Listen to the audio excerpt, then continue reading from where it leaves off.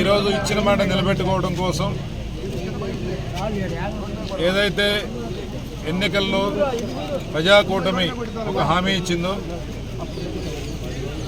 పెన్షన్ని 4,000 రూపాయలు చేస్తామని చెప్పి ఈ 4,000 రూపాయల పెన్షన్ని జూలై 1వ తారీఖు ఏప్రిల్ మే జూన్ 3 నెలలు కలిపి 7,000 రూపాయలు జూలై 1వ తారీఖు ఉదయం 6 గంటలకి వారి ఇంటి వద్దకు వెళ్ళి పెన్షన్ ఇస్తామని చెప్పి ఏదైతే ఆ రోజు చంద్రబాబు నాయుడు గారు పవన్ కళ్యాణ్ గారు ఈ రాష్ట్ర ప్రజలకి హామీ ఇచ్చారో దాన్ని నిలబెట్టుకున్న రోజు ఈరోజు. అందుకే ఒక పండగ వాతావరణంలో గ్రామాల్లో పల్లెల్లో పట్టణాల్లో ఈరోజు వృద్ధులు వితంతువులు మహిళలు అలాగే వికలాంగులు మన చేనేత కార్మికులు మత్స్యకారులు కిడ్నీ పేషెంట్స్ వీళ్ళందరూ కూడా ఎప్పటి నుంచో ఎదురు చూస్తున్న రోజు ఈరోజు వచ్చేసింది. చంద్రబాబు నాయుడు గారు ముఖ్యమంత్రి కావడం మొదటి సంతకం దీని మీదే పెట్టి ఆయన ఈ పెన్షన్ని 4,000 రూపాయలు చేయటం అనేది ఒక పెద్ద ఎత్తున ప్రజలు హర్షమోదం తెలియజేస్తూ ఉన్నారు.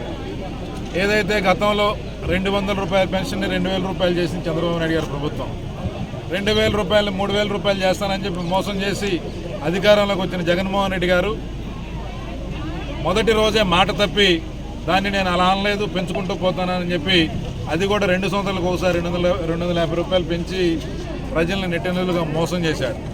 ఎన్నికలు వచ్చేటప్పటికి 3,000 రూపాయలు చేశాడు.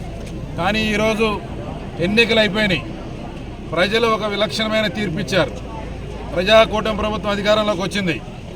ఆర్థికంగా ఎన్నో సమస్యలు ఉన్నాయి, ఇబ్బందులు ఉన్నాయి. జగన్మోహన్ రెడ్డి గారి ప్రభుత్వం ఎక్కడ అప్పు చేసి తెచ్చిందో తెలియదు. తెచ్చిన డబ్బుని ఎక్కడ ఖర్చు చేశారు ఏం చేశారో లెక్కలు తేలలేని పరిస్థితి. ఏ రాష్ట్రంలో ఉన్న ప్రజల సంపదని ఎక్కడ తాకట్టు పెట్టారో తెలియదు. కాబట్టి ఒక అస్తవ్యస్తమైన ఆర్థిక పరిస్థితి ఈరోజు రాష్ట్రంలో ఉంది. అయినప్పటికీ ఇచ్చిన మాట మీద నిలబడాలనే ఒక ఉక్కు సంకల్పంతో చంద్రబాబు నాయుడు గారు తీసుకున్న నిర్ణయం ఈరోజు ప్రజలు పెద్ద ఎత్తున హర్షిస్తున్నారు. ఎందుకంటే ఎన్ని రకాల సమస్యలున్నా ఇబ్బందులున్నా గట్టెక్కించే సమర్థత ఉన్న నాయకుడు చంద్రబాబు నాయుడు గారు. అందుకే ఆయన ముఖ్యమంత్రి అయిన తర్వాత యువత ఎన్నాళ్ళ నుంచి ఎదురు చూస్తున్న మెగా డిఎస్సి షెడ్యూల్ కూడా రిలీజ్ చేయడం జరిగింది.